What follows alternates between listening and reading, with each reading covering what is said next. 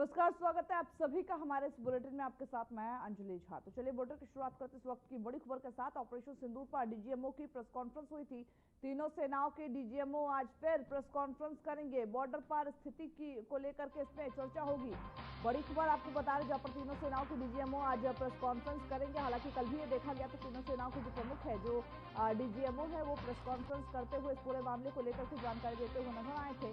वही साथ ही बॉर्डर पर अभी क्या कुछ स्थिति है उसको लेकर के भी चर्चा किया जाएगा और साथ ही साथ ये भी बताया जाएगा कि किस तरीके से, क्योंकि आज 12 बजे के लगभग दोनों देशों के डीजीएमओ में बातचीत भी होनी थी, उसके मद्देनजर भी हो सकता है इस पूरे मामले को लेकर के जानकारी दी जाए। तो बड़ी खबर आपको बता रहे, जहाँ पर डीजीएमओ की प्रेस वार्ता आज फिर होगी, उसमें तमाम जानकारी देते हुए डीजीएमओ नजर आएंगे और साथ ही साथ तमाम मुद्दों पर चर्चा करेंगे और ये भी बताएंगे कि फिलहाल क्या कुछ स्थिति है, क्या कल के बाद फिर से तो नहीं पाकिस्तान ने सीज़फायर का उल्लंघन किया। सभी बातों को लेकर के बताते हुए, जानकारी देते हुए नजर आएंगे।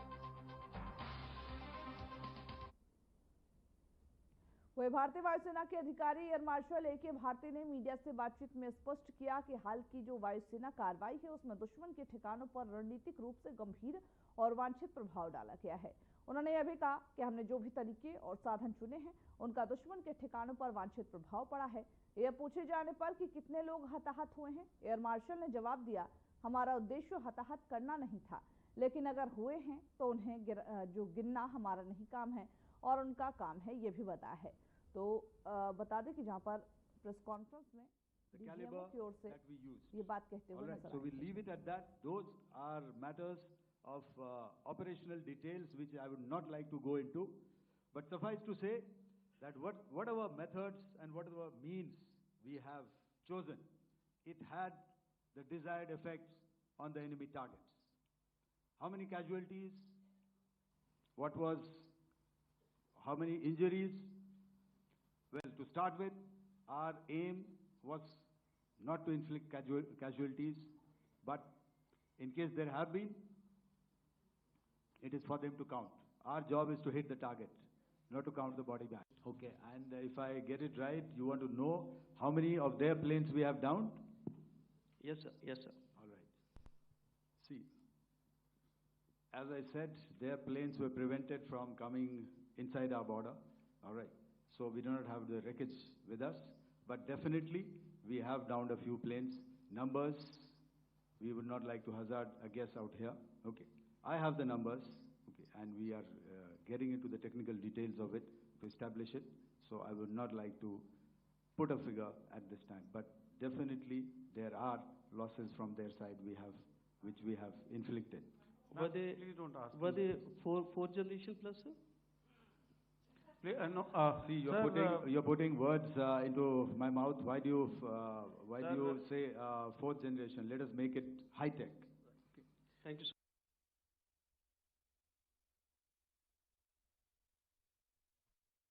तो चलिए इसी बीच एक और बड़ी खबर की ओर रुख कर लेते हैं, जहां पर आज पाकिस्तान और भारत के सैन्य अफसरों की बातचीत होगी। यानी कि पाकिस्तान के डीजीएमओ से बात करेंगे भारत के डीजीएमओ।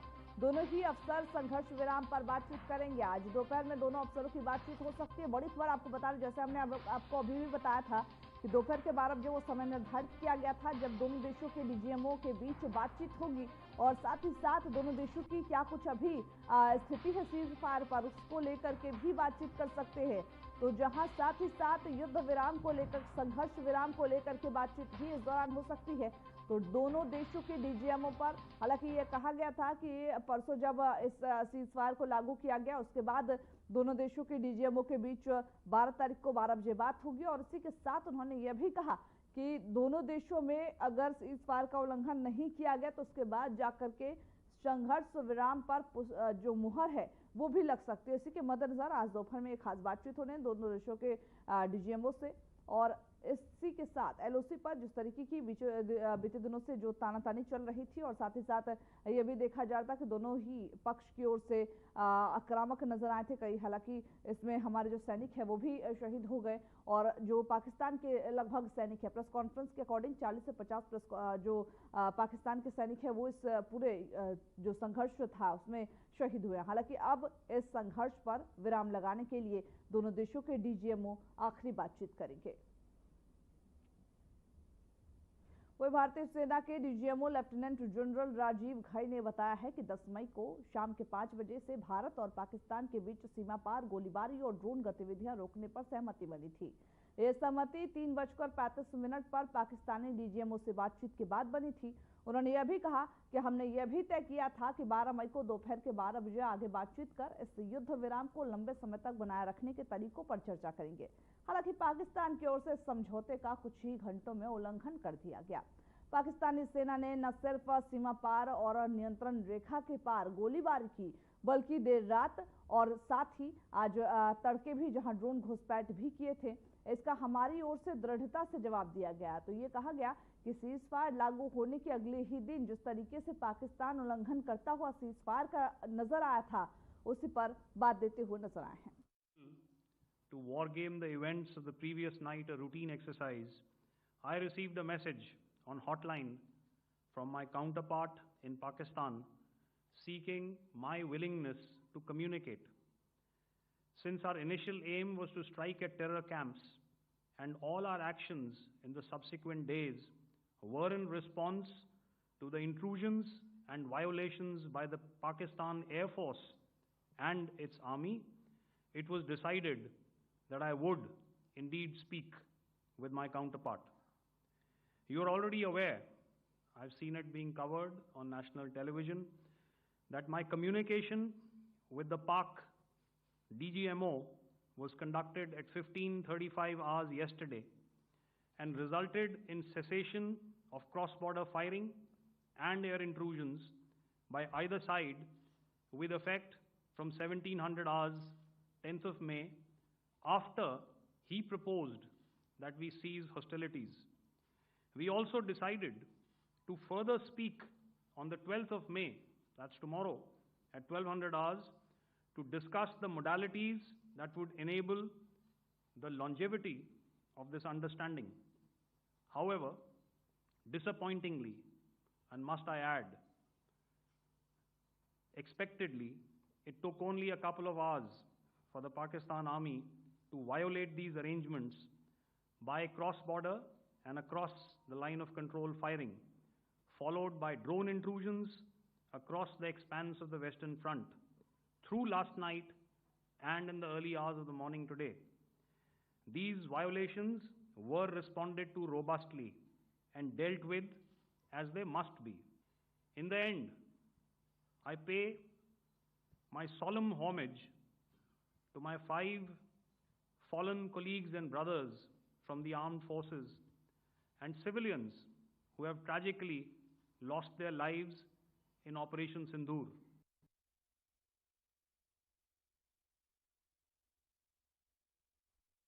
वही भारत और पाकिस्तान के बीच सीमा पर तनाव कम करने के लिए एक अहम सीज फायर समझौते पर सहमति बनी है। इस समझौते की पहल पाकिस्तान की ओर से की गई, जिसे भारत ने अपनी शर्तों के साथ स्वीकार किया। यह सहमति दोनों देशों के director general of military operation स्तर पर हुई है। भारतीय डीजीएमओ ने प्रेस कॉन्फ्रेंस में यह बताया है कि हमने पाकिस्तान के 9 आतंकी ठिकानों को निशाना बनाया था। उन्होंने ड्रोन अटैक किया। जवाबी कार्रवाई में पाकिस्तान के कई एयरबेस को तबाह किया गया। उनमें 35 से 40 जवान अफसर शहीद होने की बात सामने आई है। तो आपको यह भी बता दें कि पाकिस्तान के जो 9 आतंकी ठिकाने हैं उसको तबाह किया गया, और साथ ही आर्मी ने यह भी जानकारी दी कि बहावलपुर में आतंकी कैंप तबाह किया गया। पाकिस्तान के कई बार ड्रोन अटैक को रद्द किया गया। आपको यह भी बता दें, पहलगाम अटैक के बाद से नेवी भी अलर्ट पर थी। डीजीएमओ ने निर्देश यह भी दिया। डीजीएमओ के जो लेफ्टिनेंट जनरल राजीव घई ने बताया है कि सीडीएस ने पाकिस्तान पर जवाबी कार्रवाई करने के लिए सेना को खुली छूट दी थी। लेफ्टिनेंट जनरल राजीव घई ने यह भी कहा कि ऑपरेशन सिंदूर का मकसद साफ था कि आतंकवादियों और उनके योजनाकारों को सजा देना और उनके आतंकी नेटवर्क को खत्म करना। उन्होंने कहा कि पाकिस्तान की तरफ से हमारे एयरफील्ड को निशाना बनाने की कोशिश की, हमने उसे फेल कर दिया। हमने अपना डिप्लॉयमेंट और मजबूत कर दिया। वही आर्टिलरी फायर में पाकिस्तान के 35 से 40 सैनिकों का नुकसान हुआ। वही साथ ही ये जो पूरी जानकारी है वो बीते दिनों हुई जो प्रेस कॉन्फ्रेंस थी, प्रेस ब्रीफिंग थी, उसमें तीनों सेनाओं के जो डीजीएमओ हैं वो देते हुए नजर आए। उन्होंने कहा कि हमने 9 आतंकी ठिकानों पर हमला किया, जिसमें लगभग 100 आतंकियों को हमने मार गिराया, जिसमें 3 जो आतंकी थे वो प्रमुख आतंकी थे। मतलब उनका जो हाथ था वो बड़े बड़े कांड में था, बड़े बड़े जो हाईजैक थे, प्लेन हाईजैक में था, और कई जगह जो आतंकी हमले हुए थे उसमें भी उन तीनों ही आतंकियों का नाम बताया गया था। उन तीनों आतंकियों को मार गिराया सेना ने। तो और साथ ही साथ यह भी जानकारी दी कि जब आर्टिलरी गन से फायर किया जा रहा था तो जो पाकिस्तान के सैनिक थे, जो अफसर थे, उनमें 35 से 40 अफसर ऐसे थे और सैनिक ऐसे थे जिनको हमने मार गिराया। हालांकि साफ ये भी करते हुए उस प्रेस कॉन्फ्रेंस में, प्रेस ब्रीफिंग में नजर आए कि हमने किसी भी नागरिक स्थल या फिर किसी भी नागरिक को निशाना नहीं बनाया। हमारा साफ उद्देश्य था कि आतंकियों के ठिकानों को तबाह करना, आतंकियों को तबाह करना और आतंक को जो पनपने देता है, आतंक को जो बढ़ावा देता है, उसको तबाह करना। और हमने ठीक वैसा ही किया। ऑपरेशन सिंदूर का स्टार्टिंग से ही एक मकसद था, आतंक का खात्मा, न कि नागरिकों को कोई किसी तरीके का कोई नुकसान पहुंचाना। प्रेस ब्रीफिंग में यह भी कहते हुए नजर आए कि अगर पाकिस्तान आगे चल करके कुछ ऐसा करता है तो भारतीय सेना पूरी तरीके से तैयार है और मुंहतोड़ जवाब देगी, कड़ा प्रहार करेगी पाकिस्तान पर। अगर पाकिस्तान की ओर से सीज फायर का उल्लंघन किया जाता है या फिर पाकिस्तान की ओर से किसी तरीके की कोई आतंकी घटना को अंजाम दिया जाता है तो पाकिस्तानी सेना ये समझ ले कि भारतीय सेना इसका मुंहतोड़ जवाब देगी और कड़ा प्रहार पाकिस्तान पे करेगी, जिससे कोई पाकिस्तान को नहीं बचा सकता। तो बीते दिनों डीजीएमओ ने प्रेस ब्रीफिंग में ये सभी जानकारी दी और साथ ही साथ आज भी प्रेस कॉन्फ्रेंस में नजर बनाए रखेंगे कि आखिर आज किन मुद्दों पर चर्चा होगी दोनों देशों के बीच। जब एक बार फिर से डीजीएमओ, दोनों देशों के डीजीएमओ में बातचीत होगी तो क्या कुछ सहमति बनती है।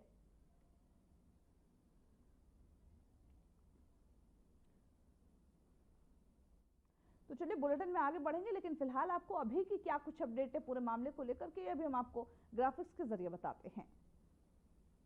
तो आज फिर पाकिस्तान से डीजीएमओ स्तर पर बात होगी, यानी कि दोनों देशों के जो डीजीएमओ हैं वो बातचीत करेंगे और तीनों सेनाओं के डीजीएमओ आज प्रेस कॉन्फ्रेंस करेंगे। 350 से ज्यादा जो इलाके, हालांकि जम्मू कश्मीर और इंटरनेशनल जो एयरपोर्ट है उस पर अभी प्रतिबंध लगाने की बात है। छत्तीसगढ़ में जहां रायपुर में भीषण सड़क हादसा हुआ, 13 लोगों की मौत हो गई है। आईपीएल 2025 की जो शुरुआत है वो 16 या 17 मई को होने की संभावना है। तो ये सारे करंट अपडेट जो हम आपको बता रहे हैं, जिनमें तीनों सेनाओं के जो डीजीएमओ हैं वो आज फिर प्रेस कॉन्फ्रेंस करेंगे। नेपाल बॉर्डर से सटे जो जिले हैं उसमें 350 से ज्यादा अवैध धार्मिक स्थलों को गिराया गया। जम्मू कश्मीर और इंटरनेशनल बॉर्डर के जो इलाके हैं उसमें अभी भी फिलहाल शांति बनी हुई है। तिब्बत में भूकंप आया है जिसकी तीव्रता काफी बताई जा रही है और रायपुर में जो भीषण सड़क हादसा हुआ है तो उसके बारे में भी हमने अपडेट दिया। और क्रिकेट के बारे में ये अपडेट है कि 16 और 17 मई को आईपीएल एक बार फिर से स्टार्ट होने की संभावना है।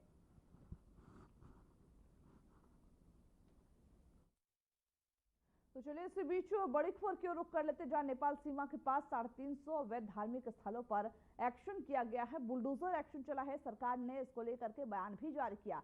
बड़ी खबर आपको बता रहे हैं, जहां पर लगातार जो बुलडोजर एक्शन है वो देखा जा रहा है। नेपाल सीमा से सटे जो कई ऐसे धार्मिक स्थल जो अवैध निर्माण जिसका किया गया था उस पर बुलडोजर एक्शन चलाया गया। हालांकि सरकार ने इसको निर्देशित किया है कि नेपाल सीमा से सटे लगभग 350 बताया जा रहा है कि अवैध धार्मिक स्थलों पर एक्शन हुआ है, बुलडोजर कार्रवाई हुई है। तो एक के बाद एक का संदेश देते भारत सरकार नजर आ रही है। किसी भी तरीके की कोई अगर अवैध निर्माण होंगे, चाहे वो धार्मिक स्थल क्यों ना हो, उसको खत्म किया जाएगा, उसको तोड़ा जाएगा। वो उत्तर प्रदेश के सीएम योगी आदित्यनाथ ने सोमवार को गोरखनाथ मंदिर में आयोजित जनता दर्शन कार्यक्रम के दौरान आम लोगों की समस्याएं सुनी और संबंधित अधिकारियों को त्वरित कार्रवाई के निर्देश दिए। बड़ी संख्या में लोग अपनी शिकायतें और मांगे लेकर के वहां पर पहुंचे थे। वहीं मुख्यमंत्री ने सभी को आश्वस्त किया कि जनहित से जुड़े हुए जो मामले हैं उसमें किसी प्रकार की कोई लापरवाही बर्दाश्त नहीं की जाएगी।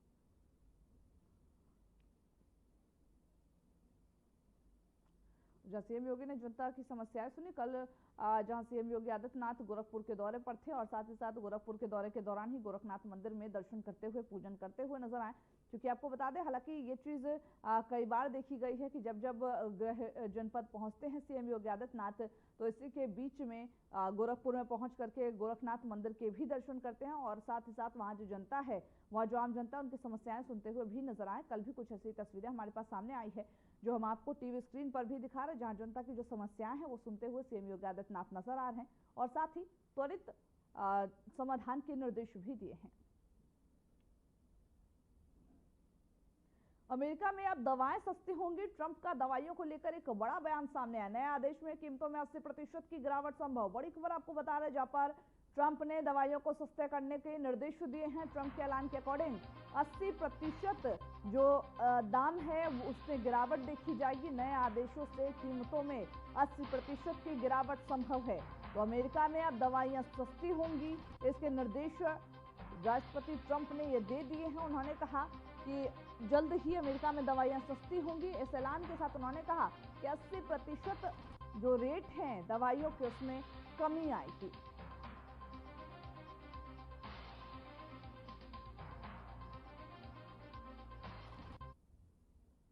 वही भारत का पड़ोसी देश एक बार फिर से भूकंप से कांप उठा। रविवार सोमवार के दरमियान ही सुबह के 2:41 पर तिब्बत में भूकंप के जोरदार झटके महसूस किए गए। नेशनल सेंटर फॉर सिस्मोलॉजी ने यह बताया है कि ये जो रिक्टर स्केल पर इसकी अगर तीव्रता मापे तो 5.7 रही।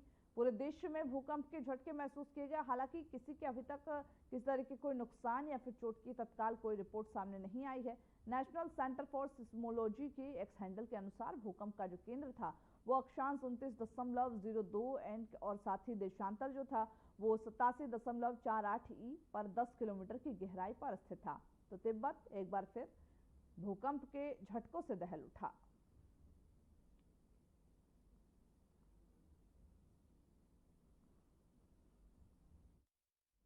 तो चलिए इसी बीच एक और बड़ी खबर की ओर रुख करते जहां बुद्ध पूर्णिमा के मद्देनजर मांस बिक्री पर प्रतिबंध लगाया। बीबीएमपी ने मांस बिक्री पर रोक लगाई है। 12 मई को बेंगलुरु में मांस बिक्री पर प्रतिबंध लगाया गया। निर्देशों का उल्लंघन करने पर कार्रवाई होगी। बड़ी खबर आपको बता दें जहां पर बुद्ध पूर्णिमा के मद्देनजर ही ये बड़ा फैसला लिया गया। 12 मई को बेंगलुरु में मांस बिक्री पर प्रतिबंध लगाया गया है और निर्देशों का उल्लंघन करने पर कार्रवाई भी होगी, इसके निर्देश भी दिए गए हैं। तो 12 तारीख यानी कि आज बेंगलुरु में मांस बिक्री पर प्रतिबंध लगाया गया। बीबीएमपी की ओर से ये रोक लगाई गई है। 12 मई को बेंगलुरु में मांस बिक्री पर प्रतिबंध। निर्देशों का उल्लंघन अगर कोई करता है तो उस पर सख्त कार्रवाई किया जाएगा, इसके भी निर्देश जारी कर दिए गए हैं।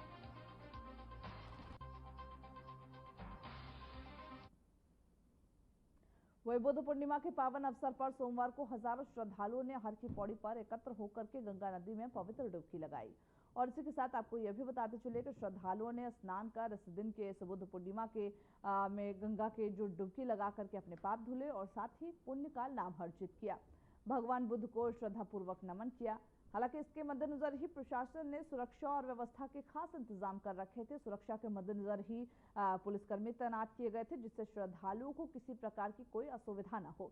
गंगा घाटों पर धार्मिक माहौल और भक्ति की भावनाएं भी देखने को मिली। तो 3 तस्वीरें आपकी टीवी स्क्रीन पर। उत्तराखंड के हरिद्वार से पहली तस्वीर, उत्तर प्रदेश के प्रयागराज से दूसरी तस्वीर और तीसरी तस्वीर है पश्चिम बंगाल की सिलीगुड़ी से। तीनों तस्वीर में जो आज क्योंकि बुद्ध पूर्णिमा है और इसी के अवसर पर जो आम लोग हैं, जो श्रद्धालु हो, बड़ी संख्या में जाकर के गंगा की डुबकी लगाकर अपने पापों को धोते हुए और पुण्य को अर्जित करते हुए नजर आ रहे। क्योंकि देखिए आज के दिन का एक खास महत्व है जिस दिन सभी लोग जाकर के गंगा माँ के शरण में जाते हैं और गंगा में डुबकी लगाते हैं।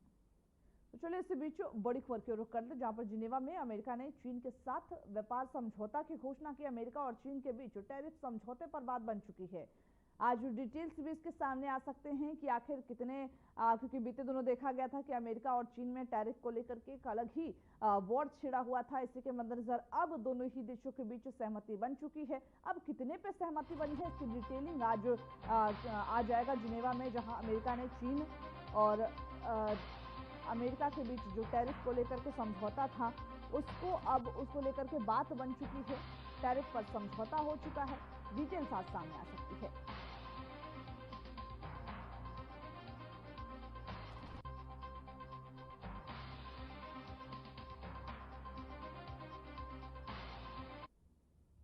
वही मदुरै में विश्व प्रसिद्ध कलाझगर चिथिराई महोत्सव पूरे उत्साह के साथ मनाया जा रहा है। इस महोत्सव के अंतिम चरण में भगवान कलाझगर वैगई नदी में पवित्र प्रवेश करेंगे, जिसे देखने हजारों श्रद्धालु एकत्रित होंगे।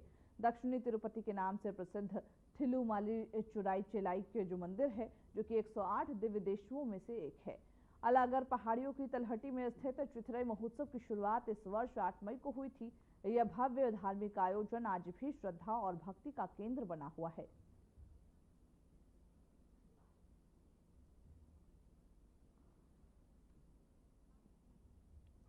वहीं दिल्ली एयरपोर्ट ने यात्रियों के लिए एडवाइजरी जारी की। विमानों का परिचालन अब सामान्य कर दिया गया है। सुरक्षा जांच में देरी हो सकती है, इसको लेकर के भी एडवाइजरी जारी की। तो दिल्ली एयरपोर्ट में यात्रियों के लिए एक एडवाइजरी जारी की गई है। साथ ही साथ यह भी कहा गया कि दिल्ली एयरपोर्ट का जो परिचालन है वो अब सामान्य हो गया है और इसी के साथ सुरक्षा जांच में भले ही देरी हो सकती है, क्योंकि कई ऐसे पॉइंट्स होते हैं जब अभी बीते दिनों जिस तरीके की स्थिति थी उसके बाद दिल्ली एयरपोर्ट पर भले ही सुरक्षा कड़ी कर दी गई हो, सुरक्षा जांच में देरी हो सकती है, लेकिन फिलहाल एयरपोर्ट पर जो फ्लाइट्स थे वो अब वापस उनका जो चालन था वो सामान्य कर दिया गया है।